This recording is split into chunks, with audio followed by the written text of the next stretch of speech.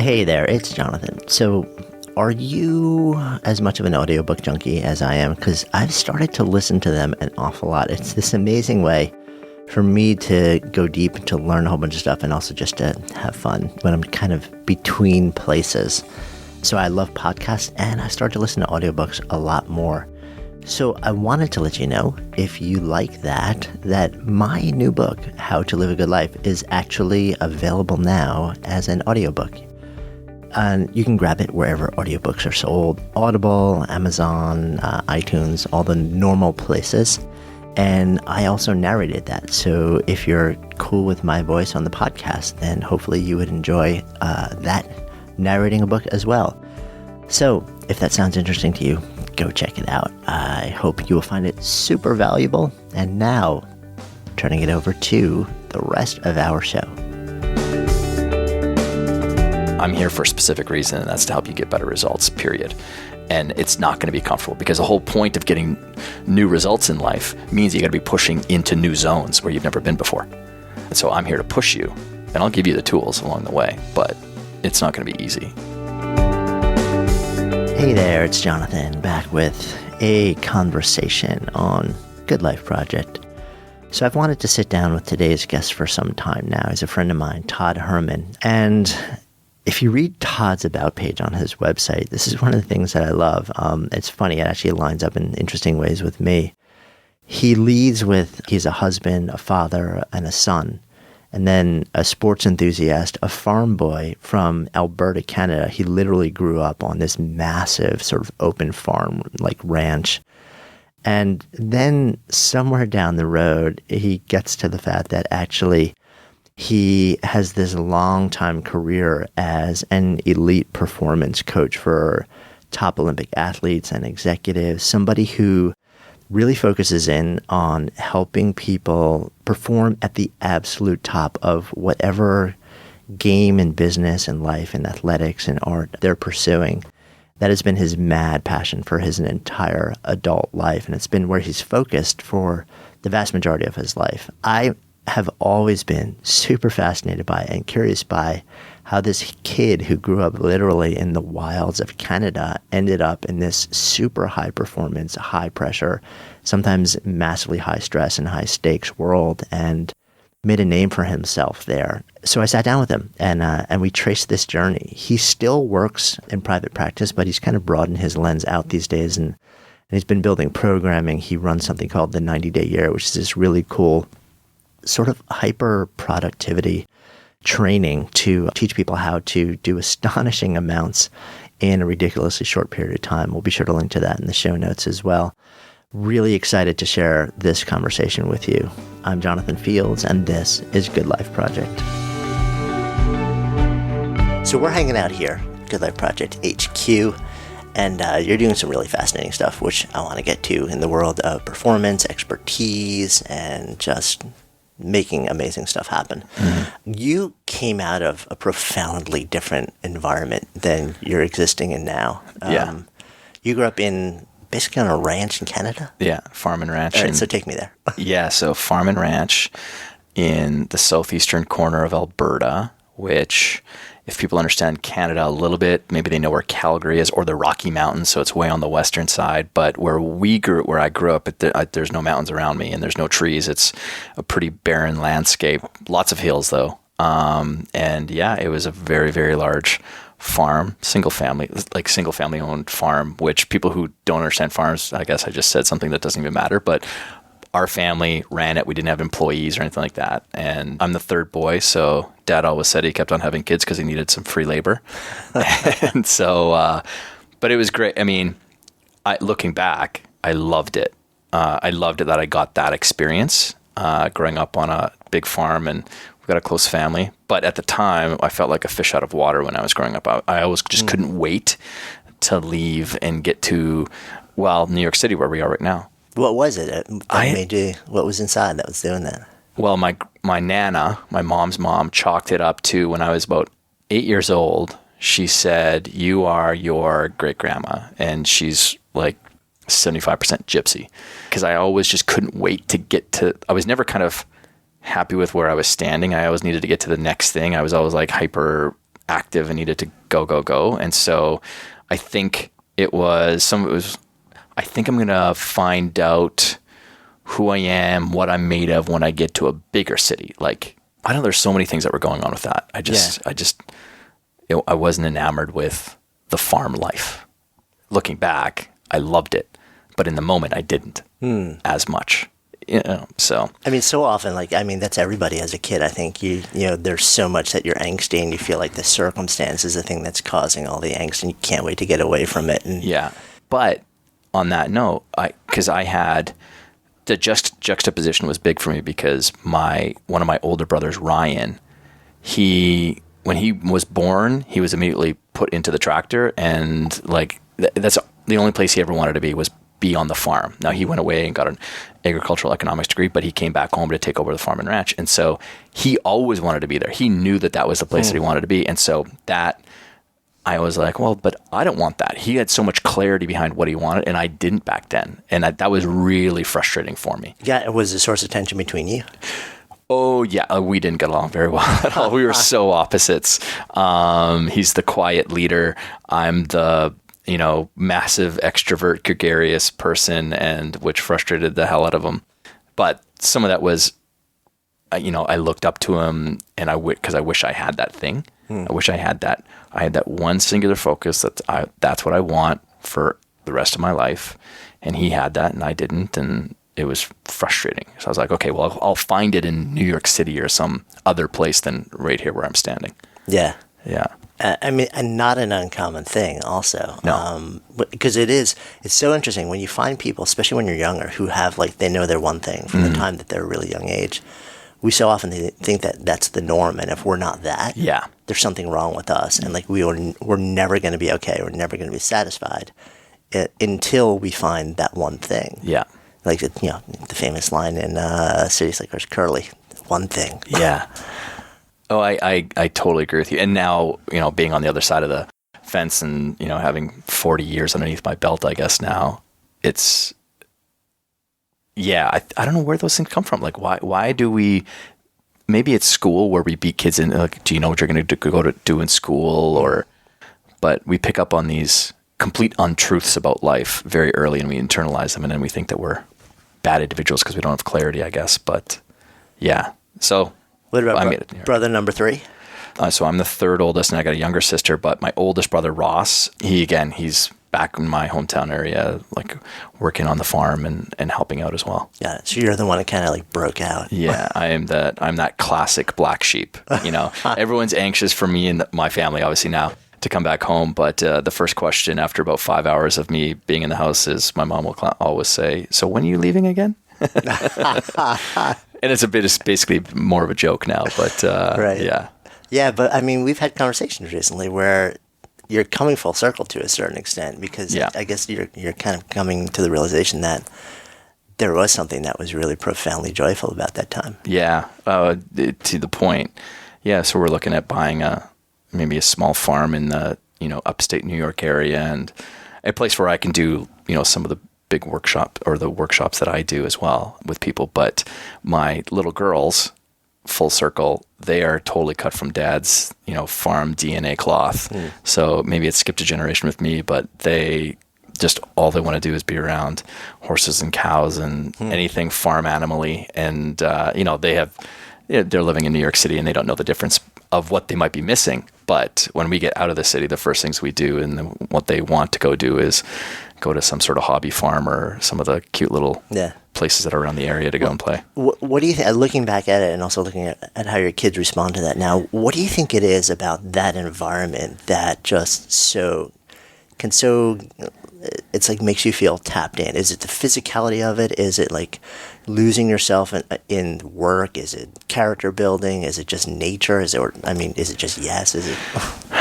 Well, having grown up on the farm and having taken people back to where I grew up, when I took my wife there, who grew up here in New York for the first time, the words that she kept on saying over and over and over again, because it was just this, we have this mass expansive space, thousands upon thousands of acres. All she kept on saying was, I just want to go and frolic. I just want to go and frolic in and so there is this sort of opening of maybe the spirit or something that might happen, but I think that the one thing that it does is it also challenges your creativity, because in New York City here, you're just hyper inundated with stuff and things to do and things to look at. Whereas, out in nature, and especially in a vast expanse of space, it challenges you to use your own imagination, I think, in many ways. I mean, that's what it does for me. Yeah, it's like this vast blank palette. Blank canvas. Yeah. Yeah, and I know it's interesting. I mean, for me, nature is just a huge reset. It's where I go to just, my heart rate drops, my blood pressure drops, like everything just settles. Yeah. And there's also, I mean, it brings me back to, I love being super physical when I'm in natural environments too. Mm-hmm. Whether it's hiking or, just climbing, or, when I was a kid, like I grew up in a suburb of New York City. But on random days, you would find me in my backyard chopping wood, which is tells you a little bit about me right away. It's like, dude doesn't fit in. But there's something about just being physical in nature, to me, that is so powerful. That is still a big part of just our evolution too. I mean, even though we're all sitting down in chairs most of the time, or many people, even right now, the people who are listening, they're sitting down probably somewhere. Maybe they're walking if they're lucky. But it's still hard coded inside of us. We haven't unshackled ourselves from that part of our evolution, that we are physical people, and it's such a great outlet when we're out there. Yeah. You had horses on the farm? We had horses, Crackerjack, Midnight, and Socks were our 3 horses. Midnight was a pain in the ass. She was a black Shetland pony and not easy to ride. But Crackerjack was this great thoroughbred that you could put a baby on her back and she would, take care of that baby.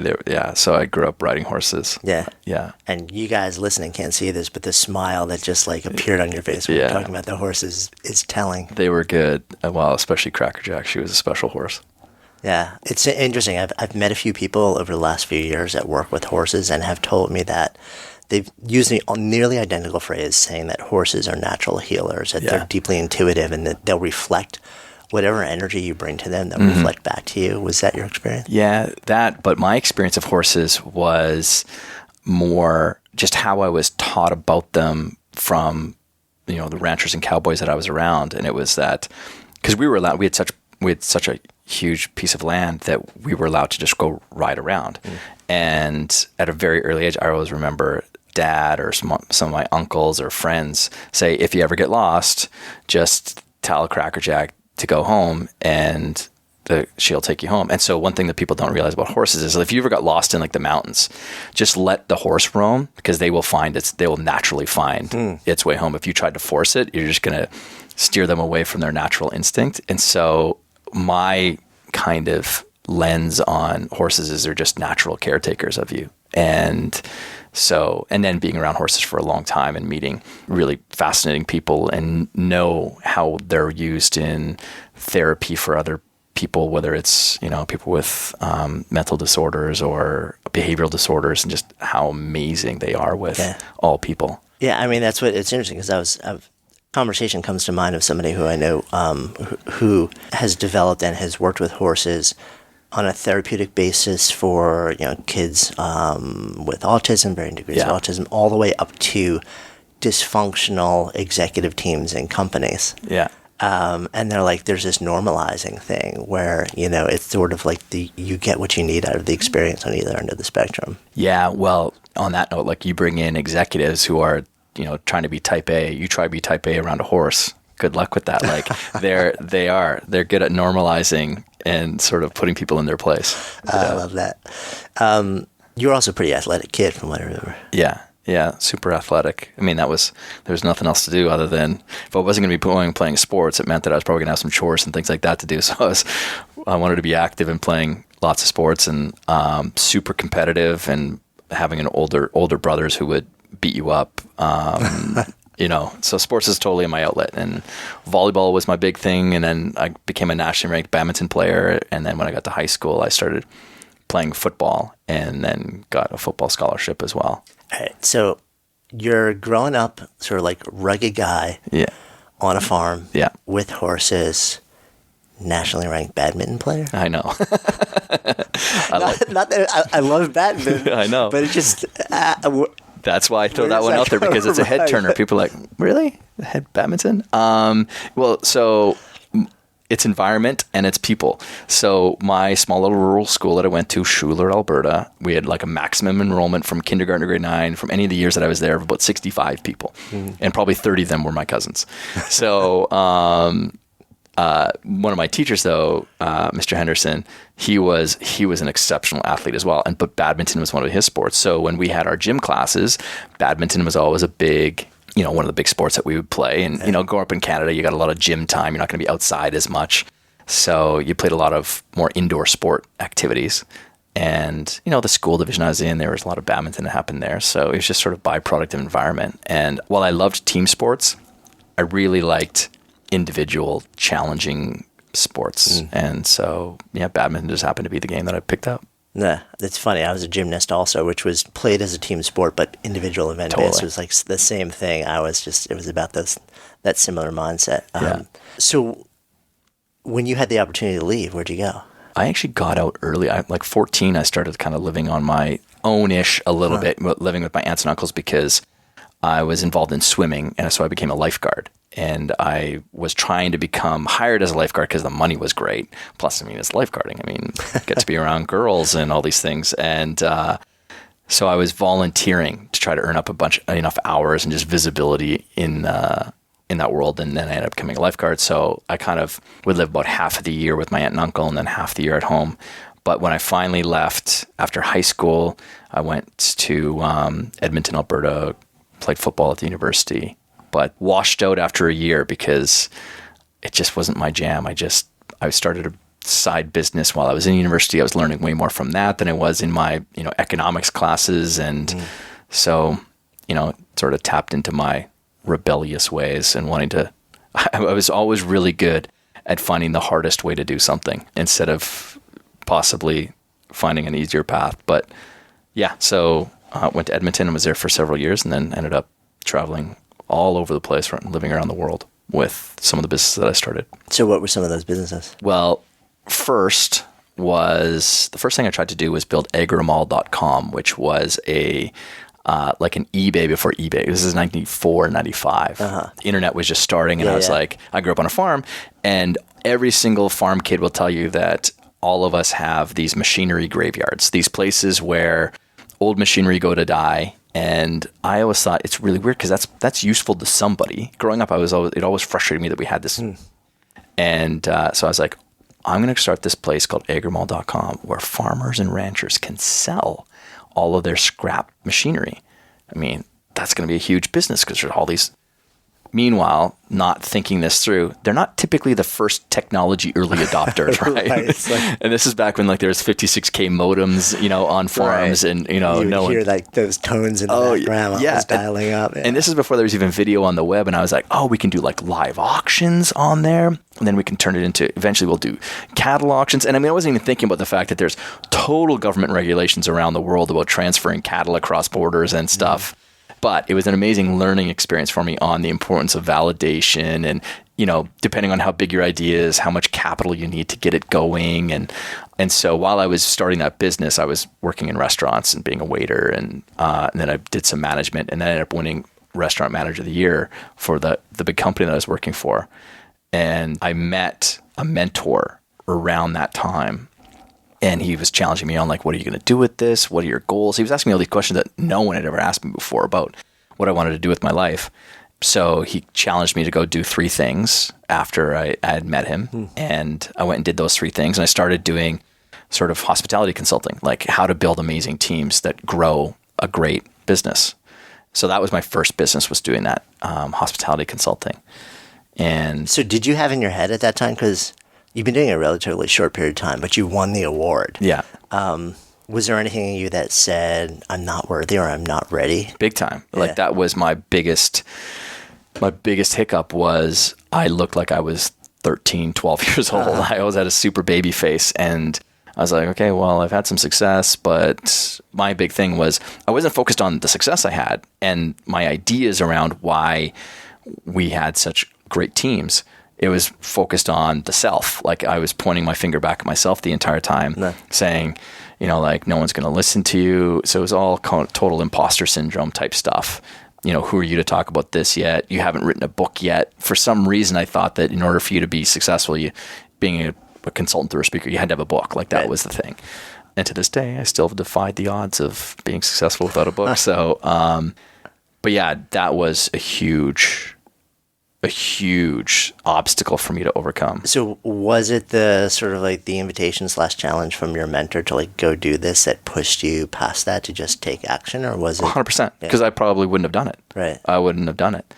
Because one thing that he'd said was, if I'm sitting in an audience, I'm not sitting there thinking how old this person is. I'm sitting there thinking, am I getting any value? And even then, it's a very subconscious thought. Like it's just, but if you're delivering value, then who cares basically where it's coming from? Yeah. You might have some people who might, challenge you on credibility, but then just don't go there. Like don't make that a big part of your process that you're saying, in all my experience, right. So. Yeah. It's amazing to me how many people I've had conversations with where somebody touched down in their lives at a moment and became a mentor, a teacher, a guide, a coach, and everything changed. And that person may not even have been there for very long. Totally. But they were long enough. They were there long enough to like create a paradigm change in the way that somebody saw the world and took action. I couldn't probably count the number of times that's happened. And I think I'm fortunate there, but I think it's also a byproduct of I keep on putting myself into positions where those opportunities can happen. So I think I've had great moments like that more so than other people, just in talking to other people, because we talk about this and you're right, like many people have that experience. I just think I've had an inordinate amount of them. But also when I was 15, Mr. Henderson, again, he challenged me with pulling me aside because I was a really good athlete. I knew I was a good athlete, but I was a terrible teammate. Like I was overly competitive, and it's okay to be super competitive, but don't be overly competitive where you're pointing the finger constantly at other people and belittling or whatever. And that was my thing. Like I was just a shitty teammate, really. And he challenged me on that. And he's like, listen, you're going to do good things in sport. You're going to probably get your scholarship or whatever, but no one's going to like coaching you because you're not coachable. You don't listen. Everything's your way. You think you know more than everyone else. And so he challenged, and he gave me a book, but he didn't leave me in that spot, right? Then he gave me a tool, right? I think that's key. I think that's key from being a good mentor is you can break people down. It's okay. I think it's okay. That's a big part of what I do. You can break, but you then also need to give them something to take away and use, or try to help extend that paradigm shift. And that's what that one mentor did when he said, go do these 3 things. Yeah. I mean, it's amazing. There's in a very past life I was a lawyer, and first year of law school is notorious for destroying you.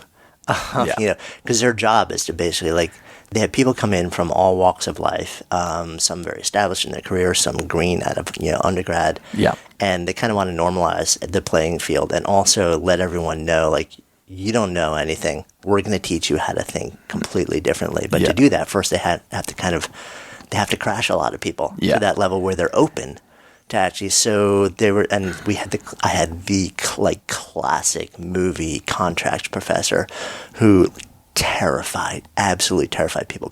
People cried in that class on a regular basis. And what I learned is exactly what you're saying though.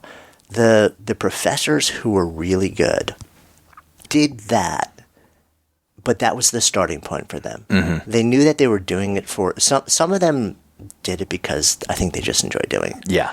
The ones that I really came to believe were extraordinary, they did it in a way where there was some compassion, but at the same time you were cracked open. You were like, wow, I do not know how to do this, and I don't know how to speak. I don't know how to think. Yeah. And then they took you by the hand and they said, now I'm going to teach you how to do this. I'm going to teach you a rational analytic process. I'm going to teach you how to argue. I'm going to teach you how to write in an intelligent, structured, articulate way. I'm curious what your experience has been, because to me, I noticed the difference between the professors who did that and the ones who just kind of left you hanging. Yeah.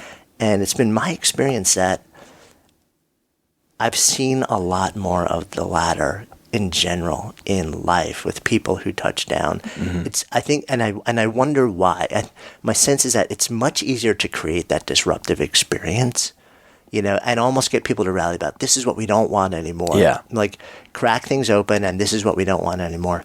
I think it's much harder to create an intelligent, deliberate, like, methodical path forward. Yeah. And so a lot of people, I think, aren't willing to go there. Yeah. I don't know. What's your thinking around that? Well, I mean, I'll never forget one of the things my papa said to me, because this kind of was, again, a part of my personality. He'd said to me, there's two types of construction people in the world. There's construction workers who tear buildings down. There's construction workers who build buildings up. That's all he said. He didn't turn it into a, moral of the story type thing. Yeah. He just let it fall flat, which I think is brilliant, because I would have probably extended the thing and said, and I ruminated on it. I think I was about 13 at the time. And yeah, it's harder to build. It's easy to tear down. So the people who are just like breaking someone down for the sake of breaking someone down, maybe it's, ego enjoyment or whatever, that's so easy to do. It's so easy to point out. It's another thing to actually have to extend your thought process through that moment and say, okay, so now that I've actually brought this person to the ground, what's the first step that I can give them? Or what's the second one and the third one? That's hard, because that means you have to have a competency, or you have to have some sort of wisdom around that moment that you've just done with that person, essentially. And I think that's one thing that, just having self-awareness, I think it's one thing that I know I do well, because I say to people, we were talking about this beforehand, where when I'm working with people, I tell them, listen, I'm not here to coach you on happiness. It's so funny that we're sitting down, right? Because that's what we're laughing at, because I don't care. That's a you thing, not a me thing. What I am here to do is to help you perform. And if you internalize that after you've been performing at a higher level and getting better results, that you're happy with that, that's a you thing. That's you telling yourself a story that you're happy with. But I'm going to leave that up to you. I'm here for a specific reason, and that's to help you get better results, period. And it's not going to be comfortable, because the whole point of getting new results in life means you got to be pushing into new zones where you've never been before. And so I'm here to push you, and I'll give you the tools along the way, but it's not going to be easy. Yeah. I want to deconstruct that with you a little bit. Do you equate happiness with fulfillment? I can say I probably haven't thought enough about it to even give you a good answer. How do you think of them as different or exclusive? So to me, happiness is fleeting. Happiness is a momentary state. That's more about pleasure. Whereas fulfillment is more about meaning. Yeah. And it's enduring. It's more of a, happiness is a snapshot. Yeah. Fulfillment is the movie, and hopefully it's the movie of your life. Yeah. Although you're going to ebb and flow in and out of it. Yeah. So the curiosity is, to me, I tend to agree that trying to directly pursue happiness in everything you do there's interesting research that actually shows that very often it makes you less happy. That actually doing other things, like deepening into relationships that are meaningful, all these other things, you do those, and as a byproduct of those things, you dip into these moments of happiness. But what you create is a more pervasive, lasting sense of, this life is good. Yeah. There's a sense of meaning. There's a sense of connection. There's a purposefulness. The reason I'm asking you is because I'm curious, do you have that same answer to if I said, my job is purely to help you with performance and I don't care at all about fulfillment? Yeah, no, I wouldn't. Okay. Yeah. Because in my head, now that you've explained it that way, in my head, that's how I always had happiness equated, was it's just fleeting moments. That's all it is. It's here, it's there. Because a big part of my work in sports, we didn't really talk about it, but owning the Peak Athlete for 19 years, doing sports science work with, athletes and teams and working with them on the mental game. Because again, that came down to, I'm trying to help you perform when it counts on the field of play in those moments. So that all of your competencies and skills and what you've practiced so hard on comes out at that moment, not an hour afterwards when you say, oh, if I would have just or focused or relaxed more, I would have been able to perform. So that's all about being present. You got to be present in the moment. And so when you're describing fulfillment, I think that's being far more connected to being present where you're at.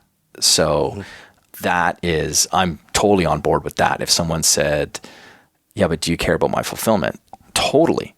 But fulfillment for me is like you fulfilling every single ounce of, what you've got inside of you comes out in how you show up on the field of play. That's where I'm pretty, strict, with how I work with people, in that I want to know what you did, not what you're thinking about doing. I think that those are two very, very, very different things. Thinking about calling my mom and telling her that I love her, and calling my mom and telling her I love her, those are two different possibilities that get created. One is not a possibility at all. The other one's just caught up in the self. The other one's putting it out there and seeing what happens. Like, that's where magic happens. Yeah, I completely agree with you there. One of the perpetual conversations I have with people who are generally in the earliest stages, or they're aspiring entrepreneurs, is get out of your head, put it into the real world. Like, there's a little bit of value in conceiving the idea, and then the moment you have enough of a thread to actually validate or invalidate by just putting it into the world and let people interact with it, continuing to actually have that conversation in your head is not only self-defeating for you, for a lot of people, but it's also, it's defeating for the idea, because you can actually just know if it's legit or not, and then make decisions based on that. Let's fill in a gap here, though, because we kind of jumped into conversation around expertise. You ended up sort of from your early days transitioning into becoming somebody who is a consultant, not just in building expert teams in the restaurant industry, but actually in expert performance, in super high level, elite level performance. Yeah. So how did that happen? Like most things, like for me anyway, pretty accidental. This story actually ties it in. When I was talking about when my teacher, Mr. Henderson, pulled me aside and gave me that book on leadership.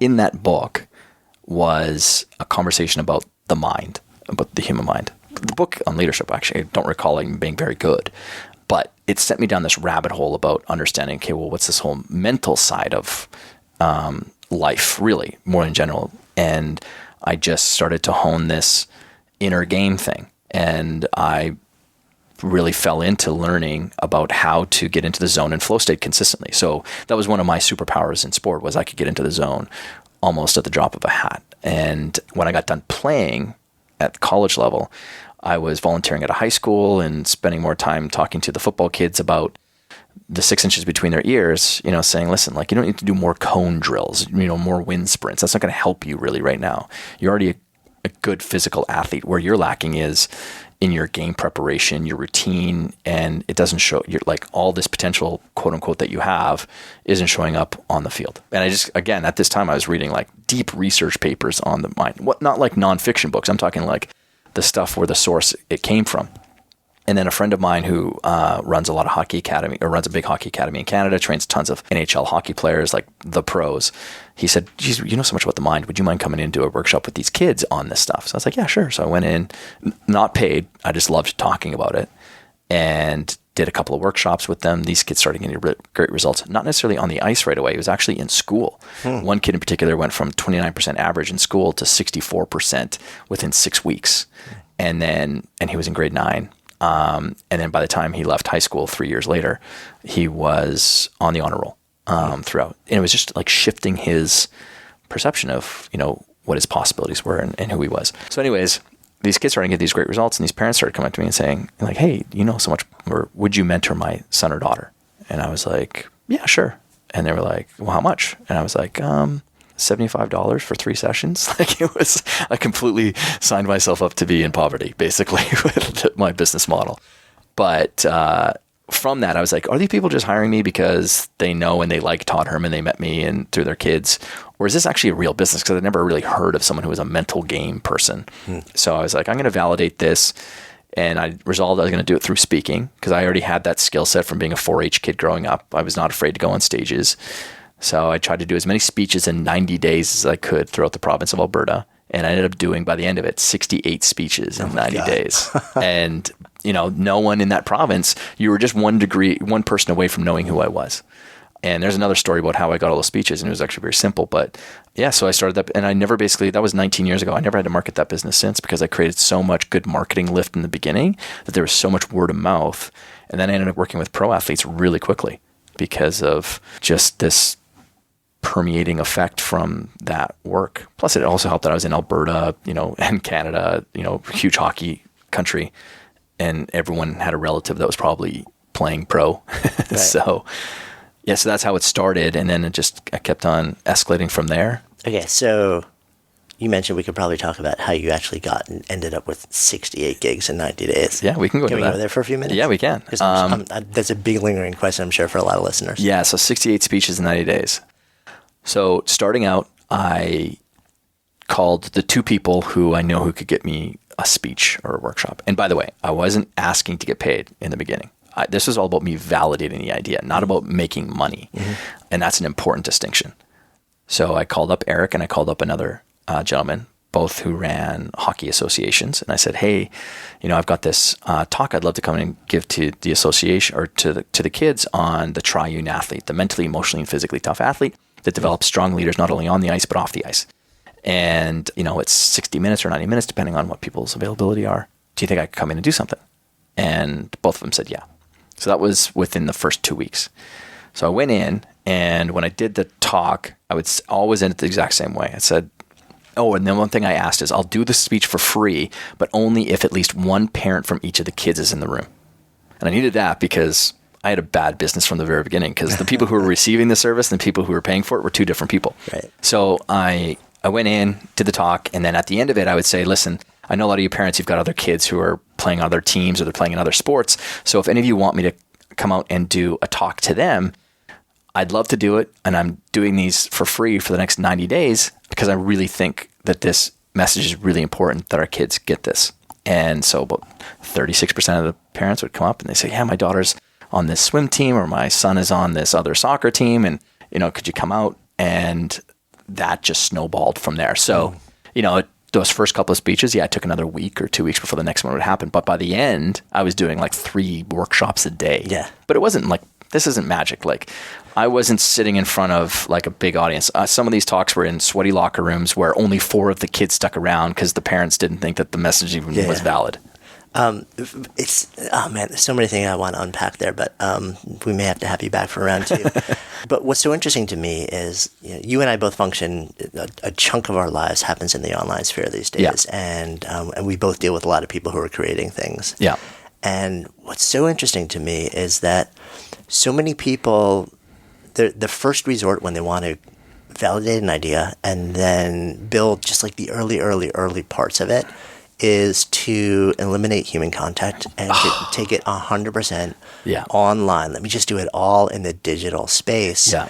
And then nothing happens. And I've had so many conversations with young entrepreneurs, especially a lot of professionals also, who are really just looking to build a flourishing practice. Yeah. And the conversation is, okay, you can actually probably do this in, like 3 to 6 months without touching the online world. And in fact, literally like go out in your neighborhood, have conversations with people, give all these, like small little talks and workshops.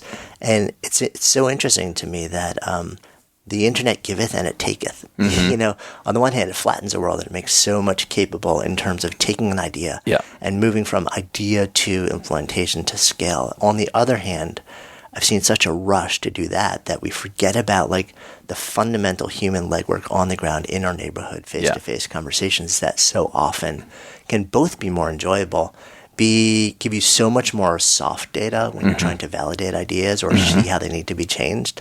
And at the same time, it can build. I mean, that initial, it can move you to a tipping point astonishingly quickly if you're willing to actually just go out locally and be in a room with people and do it. Yeah. And so automatically there's someone that's listening to this right now. They say, yeah, but I don't live in a big town. I live off in, some remote spot of Wyoming. Or there's always a million excuses as to why someone won't go that route. Or even me, I devote a portion of my week. I call 20 customers a week online. So now people who've never met me before, they don't know the platform that I have maybe, but I know I've got one of the bigger ones when it comes to the revenue that we bring into our business. And so there are so many people who, just to your point, they want to completely eliminate human contact and they want to try and automate and systemize everything. And yet, when you hear about how people at some of the top levels of any business, not just the online, like the quote unquote online education, they will spend more time than what the amateur is doing talking to people. Like, I want the real raw information. So for me, like, one of the things that when I came into the online space less than 2 years ago, teaching for entrepreneurs, essentially, on my first quote unquote launch, as soon as the order came in, I was calling, "Hey, Jonathan, it's Todd from the 90 Year calling." And whatever the response is, and I go, "Listen, before we get any further, why did you hire me? What is the problem that you saw that I could help solve?" Like, that stuff is absolute gold. You can surmise in your own head why you think what your promise is of your program, but the stuff that you get back, you can't beat it. And it's conversational. It's using the words. It's not typed into some sort of survey that is still pretty hermetically sealed in some ways with the way that people respond. No, I get the raw data, and it's extremely valuable. But so I devote a portion of my week still to making sure, and I will never stop doing that. Yeah. It makes so much sense. And also, you get not just will people tell you things that they might not tell you, but also you get those data points of tone and inflection and pace and energy that are very likely vastly more important in understanding what's going on and what's going wrong than what the actual words that are said. And we lose that when we strip it and make it purely digital. Life is in the nuance. Yeah. Life is in the nuance. And so when someone says something, it gives you the chance to go, "Wait, what do you mean XYZ? Like, or tell me more about that." You can't do it. Tell me more about that online with a survey or something like that. So. Yeah. What's funny though is that's sort of the move in the online space these days, is to try and automate and systematize that, sort of branched conversations and things like that. Yeah. Anyway, I don't want to go too deep down that rabbit hole because it's not a show about online business, but I think it's fascinating. And the bigger concept is really just spend time with people. Yeah. Don't strip the humanity out of, no matter what you're trying to create in the world. There is this tendency these days, I think, because it's easier and less personal, and probably it saves you from potential exposure or having to deal with judgment or hearing things you don't want if it just, if there's a screen between you. I actually don't think it is easier. I think it's actually a lot harder. I think what people do when they do that is they extend the time that it's going to take for them to get their messaging right. Because you can go and implement any sort of hackneyed or like cool widgety thing that can happen on the internet with systemization. But at the end of the day, it comes down to the person who can say it the best. So it's words, or it's the words that you say on your video. The person who can say that, you don't need some exotic launch to make that happen. But the way to get there is you got to have human contact. Yeah, no, I completely agree. And when easier, what I meant was emotionally. Yeah, for sure. You have like this sort of buffer. Yeah. Let's get back to you. Okay. Before we go too far. Perfect. My favorite topic. That whole rabbit hole. So you end up from these humble beginnings, super aggressively going out there, and literally in 90 days, launching yourself into this entire new world, validating your ideas, and then building this astonishing, 20-year career where you keep moving up, working with higher and higher level athletes and then executives. Yeah. Why are they coming to you? Like, what do they really want from you that you're giving them that they're not finding elsewhere?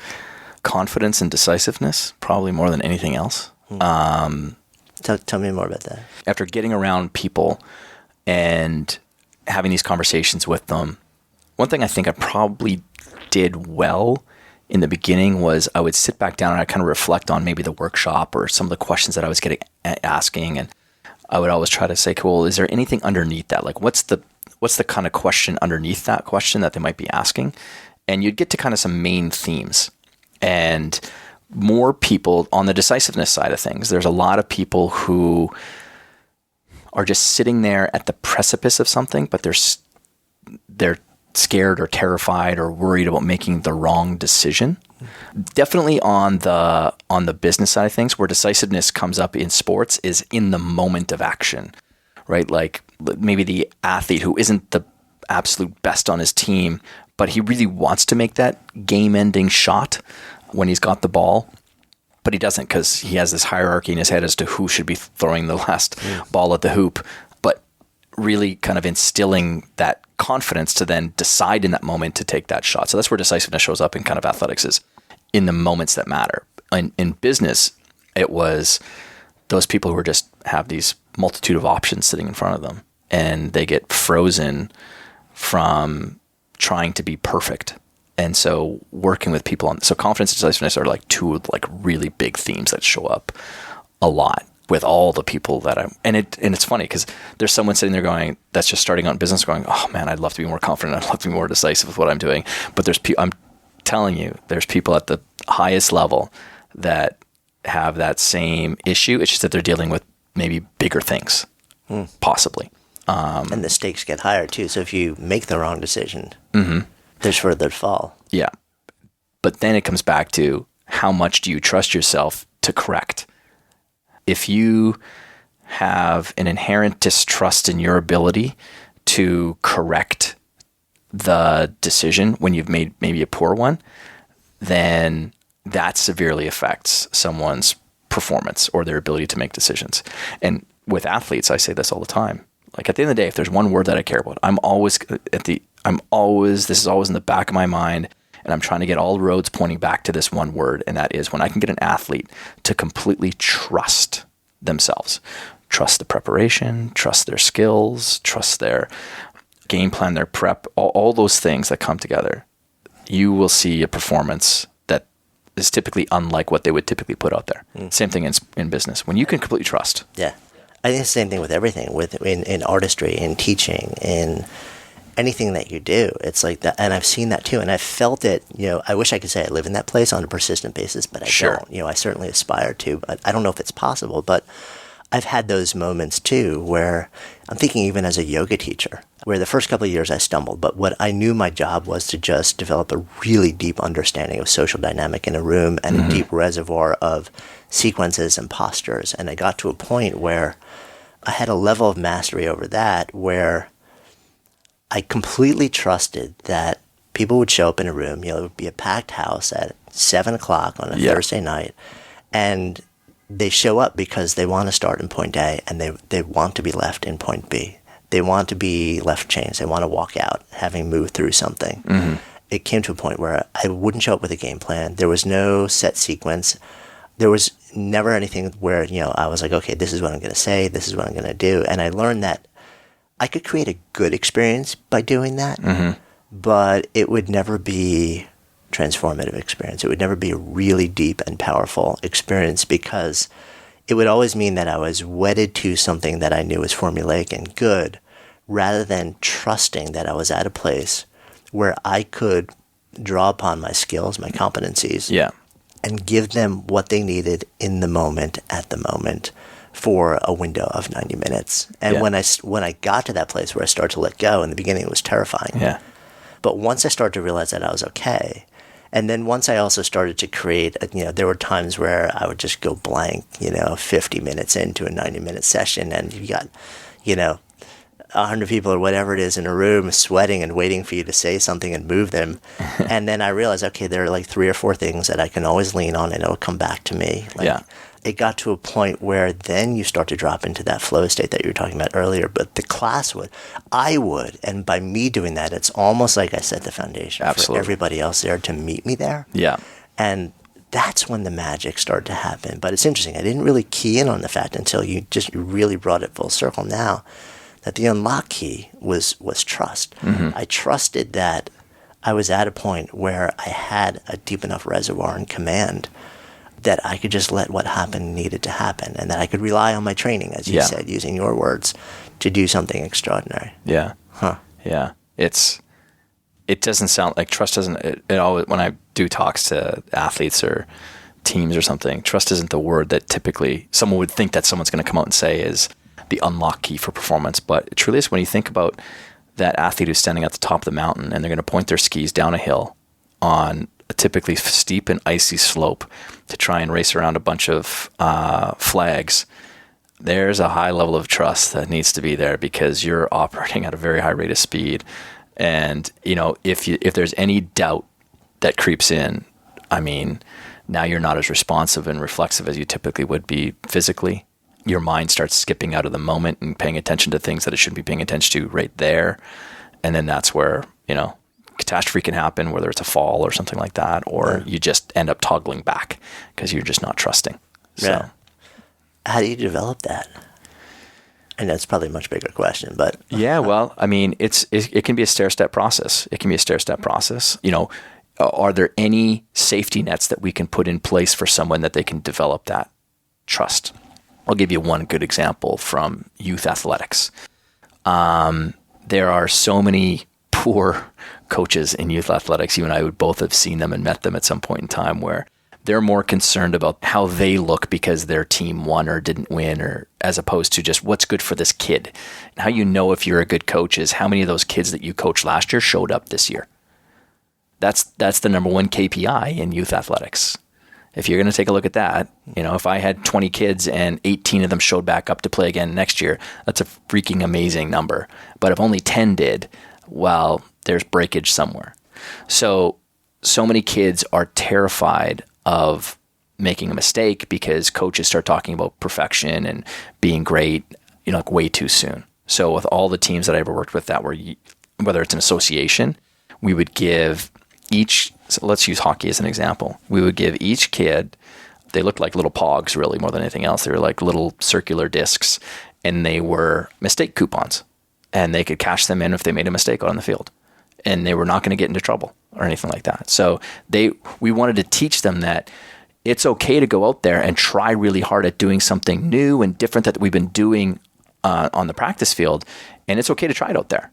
And if you make a mistake, just come back in and hand it in to coach. And coach is going to, and there's any one of a number of things that we can get coach to say, great.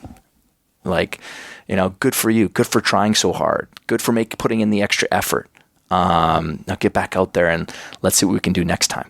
Yeah. And so it encourages kids to push themselves.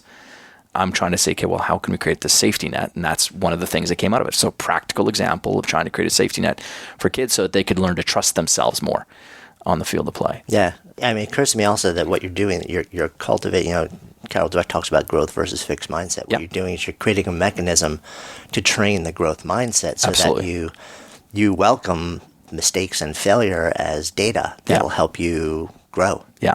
Rather than having it just destroy you. And then, so for a practical example for us is if you don't have a feedback mechanism or feedback loop mechanism in your own life or business where you're sort of tracking could be week or couple of weeks, okay, so these are the things I've worked on the last couple of weeks. How's it going for me? If you're progressing towards a goal, taking a look at your activity, because the activity is the stuff that creates the lift towards whatever goals or projects we're trying to complete. It's the stuff that we're doing in our day. Create that feedback loop. Like, okay, I'm going to step aside for a second here, and I'm going to take a look at, okay, well, of the last 2 weeks, how far have I come? I know Carol, she talks about growth and fixed mindset. And in my world, we talk about ow and wow brain. So the ow mindset, which is all typically pain related and struggle and effort and focusing on things that are goblins going to scare you in the night. And wow mindset is all about, wow, look how far I've come and like looking at the possibility. Yeah. So the great thing is especially most entrepreneurs, if this is who we're talking to, or people who are trying to work towards bigger and better things, we're always so focused on the thing that we want to have happen that we're typically not very good at focusing on what we've been doing and reflecting back on how far we've come. And the more that you can reflect back on how far you've come as a part of, you're not doing it every single day, but if you have it a part of a habit or routine in your life, you will start to develop a hell of a lot more trust in your capacity to make things happen.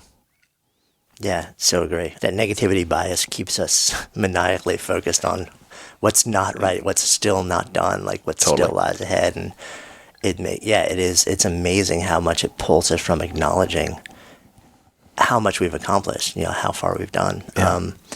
So you built this powerful practice, speaking around the world, consulting at the highest levels of sport and industry. And then a couple of years back, you made an interesting move into this online education space. Yeah. What was going on there? It was a persistent client who already had a fairly solid and large following online that I had been working with them behind the scenes to help them scale and grow their company. And we were 10 months in and things were going amazing for them. And her and her husband were pestering me saying, geez, like, why don't you get this online? Like your form of performance, we just haven't seen before, just the models and frameworks that you use. And I mean, I was very reluctant. I was like, no, I'm not really interested. I really like my companies the way they're structured right now.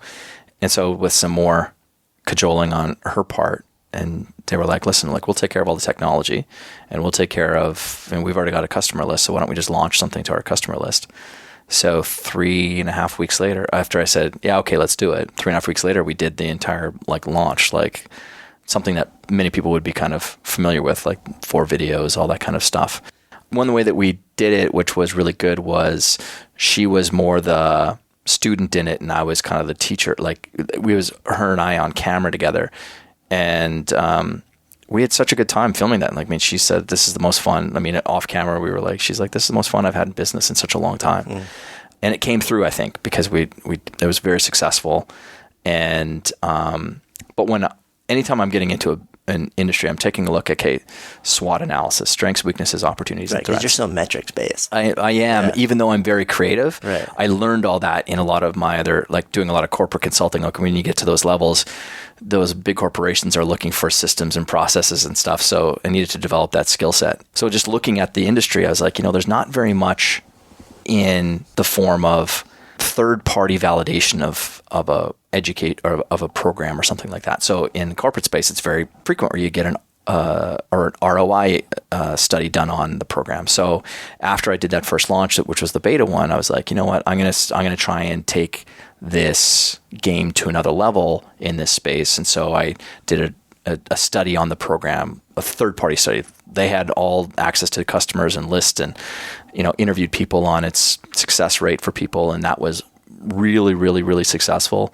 And it was done by the biggest organization in the world that does that. And then I just want to expose the program itself to more scrutiny from third parties. So we put it out for awards nominations, and we just got a great award a week ago. But probably the biggest thing, we were talking about this before, about the online space, and one of the big things that I've done that's worked out well is just talking to people a ton. Because even the program that I put out there, which was the original 90-day program, which is in corporate, when I brought it into the entrepreneur space, I made some tweaks definitely for entrepreneurs, but I needed to make a lot more tweaks to it to really satisfy the kind of differences between entrepreneurs and the corporate world.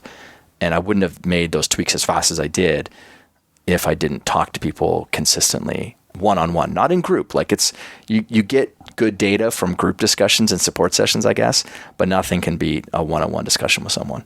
Yeah, I totally agree. How are you experiencing that world versus the world that you were in literally not too long ago? Doing an online program itself, it's a great way to bring in customers and clients into a world. It's just, I've never been used to that world. I'm very face-to-face. I'm, like I said before, I'm outgoing, curious. I want to be around people. That's my jam. So it's been an adjustment for me on how to make that work from a leverage perspective. But yeah, and I mean, I would say that I've never been probably ripped off more since I put stuff online. Thankfully, though, I've got an army of great customers who always reach out because they know how militant I am about IP protection and intellectual. So ripped off in terms of people sort of taking your ideas, repurposing them, totally, and running with them. Yeah, totally them. And I mean, they can put them behind membership sites and all that kind of stuff. But because I talk about it so much, and I've got a lot of people who are leaders or experts, so to speak, and I talk about how, listen, like, if it's your stuff, like, defend it.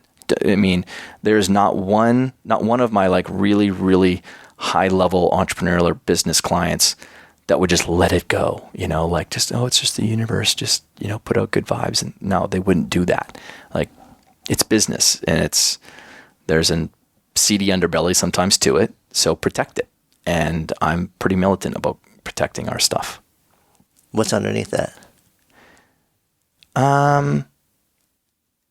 I think it's a really strict set of values that I got from probably my parents around just honor and integrity, more than it has nothing to do with, say, like, lack of abundance or something like that. That's not it at all, because I think I've got a very strong mindset that way.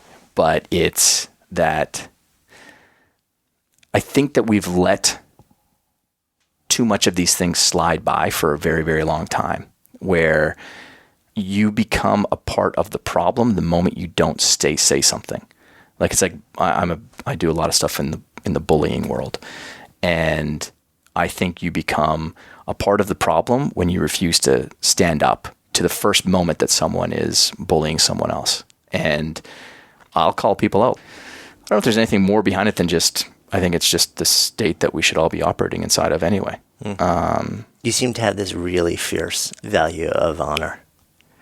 Well, I just saw it with my dad and my mom. They are just so well respected in our area. And my dad's a farmer and rancher, man of few words, but just the way that they operated and how they treated other. I mean, I grew up in a time in the 1980s when there was like drought that was happening in, our corner of the world. Like farms were taking a really big hit, and there were bigger operations that were coming in and buying up our neighbors for pennies on the dollar. And if dad wanted to buy land, he would pay you not what the going rate was, but what he felt was the fair market rate.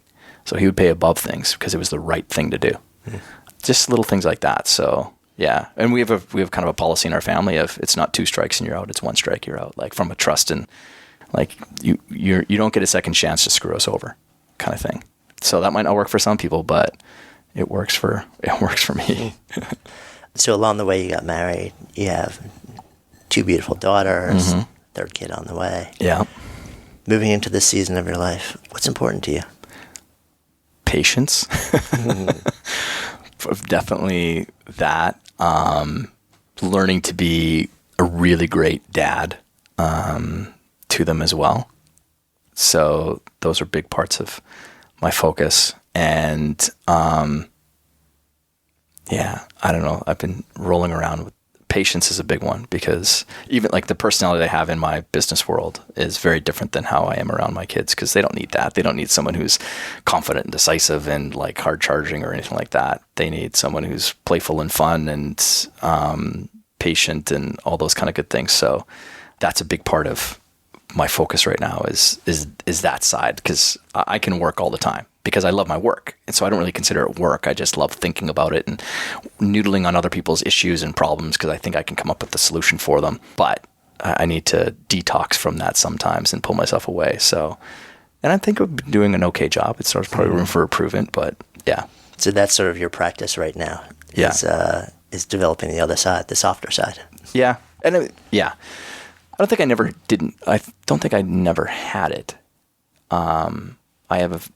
We were talking about this before. I've got a fairly strong, hard-charging personality or persona that's out there, but you get into my world, I think I'm a really good caretaker for people, because ultimately I just want people to get to reach that level that they were kind of shooting for, whatever that might be. So coming full circle here, name of this is Good Life Project. Yeah. If I offer that phrase out to you, to live a good life, what resonates? What comes up right now? Family, big time. Being around people and friends a lot. And not living in a state of should've and would've and could've, and more in a state of holy shit, oh my God, or like, it's just, I like messing things up because I've taken, imperfect actions at times. So Good Life has a lot of family and friends involved in it. And what I like about it is the fact that when I think of project, I think of something that's always being worked on myself. Like, it's not a goal. It's just, and that's when I think of, having a good life is it's a never ending kind of unfolding. You'll always find another way of making it a better life, a good life. Thank you. You're welcome. Hey, thanks so much for listening. We love sharing real, unscripted conversations and ideas that matter. And if you enjoy that too, and if you enjoy what we're up to, I'd be so grateful if you would take just a few seconds and rate and review the podcast. It really helps us get the word out. And you can actually do that now right from the podcast app on your phone. If you have an iPhone, you just click on the reviews tab and take a few seconds and jam over there. And if you haven't yet subscribed while you're there, then make sure you hit the subscribe button while you're at it, and then you'll be sure to never miss out on any of our incredible guests or conversations or riffs. And For those of you, our awesome community who are on other platforms, any love that you might be able to offer sharing our message would just be so appreciated. Until next time, this is Jonathan Fields signing off for Good Life Project.